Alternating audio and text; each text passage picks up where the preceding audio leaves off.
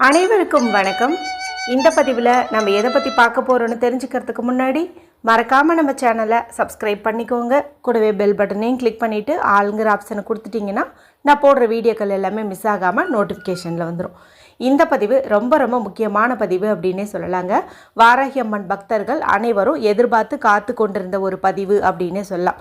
எதை பற்றிய பதிவு அப்படின்னு பார்த்தீங்கன்னா, பங்குனி மாதத்திற்குண்டான தேய்பிறை பஞ்சமி என்னைக்கு வருது, திதி நேரம் எப்போ ஸ்டார்ட் ஆகுது, எப்போ முடியுது, என்ன மாதிரி வழிபாடு மற்றும் பரிகாரங்கள் செஞ்சால் நம்மளுடைய கோடான கோடி கடன் பிரச்சனை எல்லாம் நீங்கி நல்ல ஒரு செல்வ செழிப்பு உண்டாகும் என்பது குறித்து தான் சொல்ல போகிறேன். மாதத்தில் 2 முறை இந்த பஞ்சமி திதி அப்படிங்கிறது வருங்க. வளர்பிறை பஞ்சமி, தேய்பிறை பஞ்சமி அப்படின்னுட்டு. வளர்பிறை பஞ்சமி நாளில் நம்மளுடைய வளமான வாழ்க்கைக்கு தேவையானது எல்லாம் வேண்டும்னு சொல்லி நம்ம வாராகி அம்மனிடம் வழிபாடு செய்யும் போது, கோரிக்கை வைக்கும் போது கண்டிப்பாக அது நடக்கும்.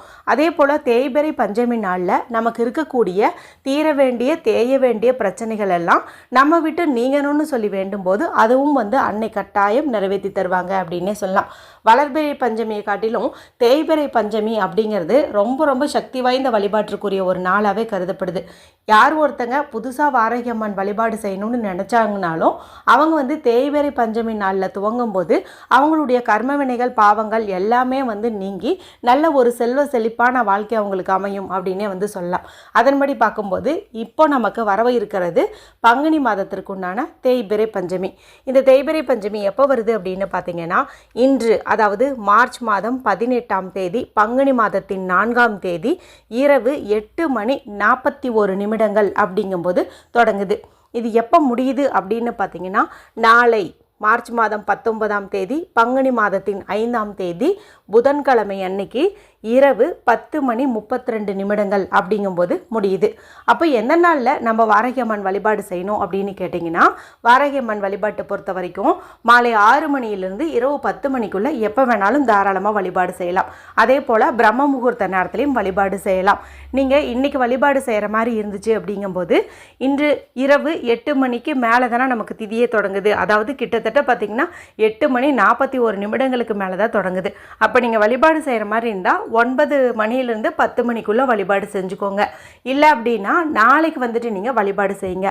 நாளை காலை பிரம்ம முகூர்த்த நேரமான அதிகாலை 4 மணியிலிருந்து தொடர்ச்சி அப்படியே காலையில் ஒரு 9 மணி வரைக்கும் கூட நீங்கள் வழிபாடு செஞ்சுக்கலாம். அந்த நேரத்தை தவற விட்டவங்க நாளை மாலை 6 மணியிலிருந்து இரவு 10:32 வரைக்கும் நமக்கு டைம் இருக்குது.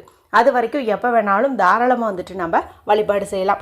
தீராத கடன் பிரச்சனை இருக்குது, குழந்தை பாக்கியம் இல்லாமல் ரொம்பவுமே தவிக்கிறோம், சொந்த வீடு அமையல அப்படின்னு நினைக்கிறவங்கெல்லாம் நாளைய நாளில் வழிபாடு செய்யும்போது நிச்சயமாக உங்களுடைய பிரச்சனைகள் அனைத்துமே நீங்கும், நல்ல ஒரு செல்வ செழிப்பான வாழ்க்கை அமையும் அப்படின்னே சொல்லலாம்.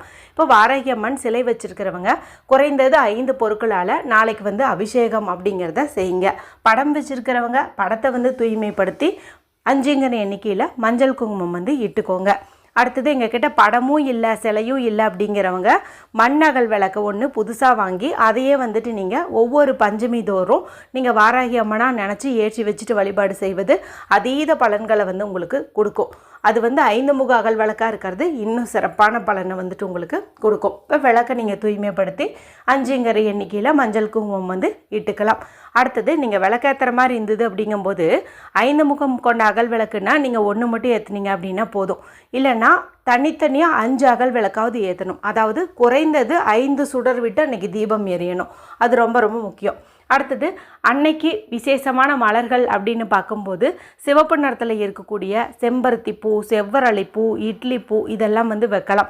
இவை தவிர கருந்துளசி, நீல நிற சங்குப்பூ, வாசனை மிகுந்த மல்லிகை பூக்கள் இது எல்லாமே நீங்கள் வைக்கலாம்.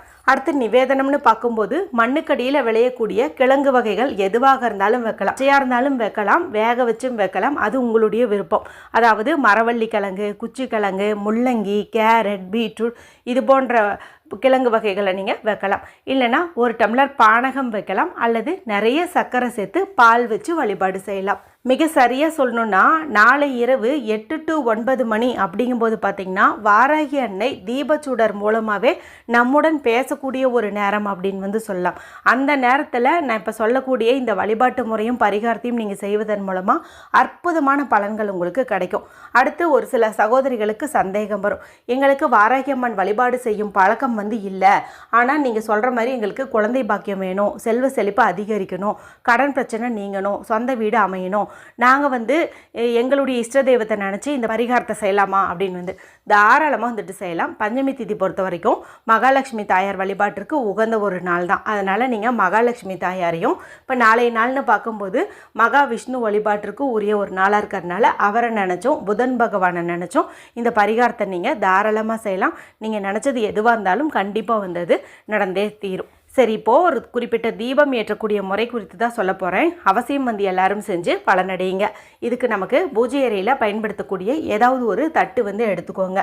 பித்தளையோ செம்போ ஏதாவது ஒன்று எடுத்துக்கோங்க. அதை நல்லா தொடச்சிட்டு 5ங்கிற எண்ணிக்கையில் மஞ்சள் குங்குமம் இட்டுக்கோங்க. அடுத்ததாக நமக்கு தேவைப்படுறது அப்படின்னு பார்த்தீங்கன்னா ஒரு கைப்பிடி அளவுக்கு பச்சை பயிறு தேவைப்படுது. கிரீன் கிராம்னு சொல்லுவோம் இல்லையா, அதுதான். இந்த பச்சை பயிறு அப்படிங்கிறது புதன் பகவானுக்கு உரியது. மேலும் நமக்கு இருக்கக்கூடிய கடன் பிரச்சனையை நீக்குவதிலும் சொந்த வீடு மற்றும் மனை அமைவதில் ஏதாவது தடைகள் இருக்குது அப்படிங்கும்போது அந்த தடைகளை எல்லாம் தகர்த்தெறியக்கூடிய சக்தி அப்படிங்கிறது இந்த பச்சை பயிருக்கு உண்டு. நீங்கள் புதுசாக வாங்கணுன்ட்டு கூட இல்லை, வீடு சமையல் அறையில் பயன்படுத்திட்டு இருக்கிறதே ஒரு கைப்பிடி அளவுக்கு நீங்கள் எடுத்துக்கோங்க. இப்போ அந்த தட்டில் நீங்கள் பரப்பி வச்சுக்கோங்க.